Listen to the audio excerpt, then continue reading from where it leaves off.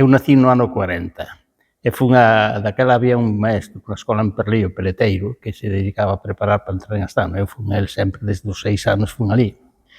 En Perlío, cando eu iba ali, había 4 casas. Habían prados, non existía Perlío prácticamente.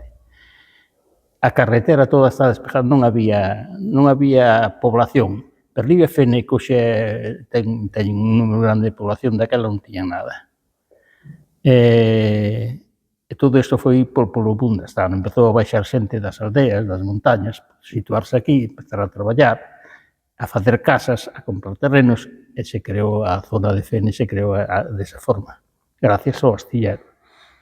Normalmente xente moi traballadora, e xente que veu para aquí para situarse e para quedarse.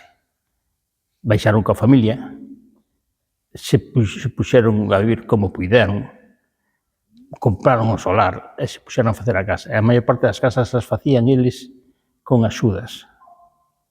Non era un contrato con a maior parte, senón que eles se edificaban con axudas de veciños, amigos e todo eso, e iban facendo as casas.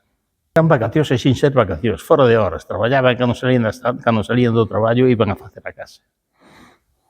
Os horarios, en aquel entón, pois entrábamos ás 8:15 da mañá, salíamos ás 12, xantábamos, entrábamos á 1:30, salíamos ás 6, ás 6:15 estábamos na escola de aprendices e salíamos ás 8.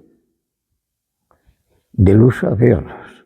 Íbamos a pé a maioría das veces, polo menos no meu caso, pola vía do tren.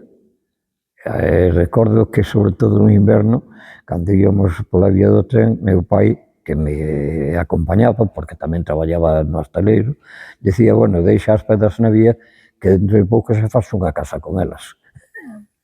Porque tropezábamos coas pedras, claro, e íbamos como se podía. Verán, inverno, con auga, con o que fora.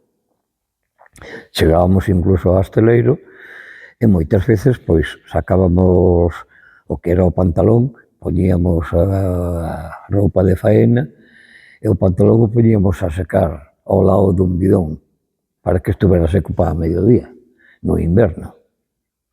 O sea, eran tempos que hoxe non existen, eran tempos difíciles, pero bueno, dentro do que cabía estábamos contentos e satisfeitos de ter un traballo.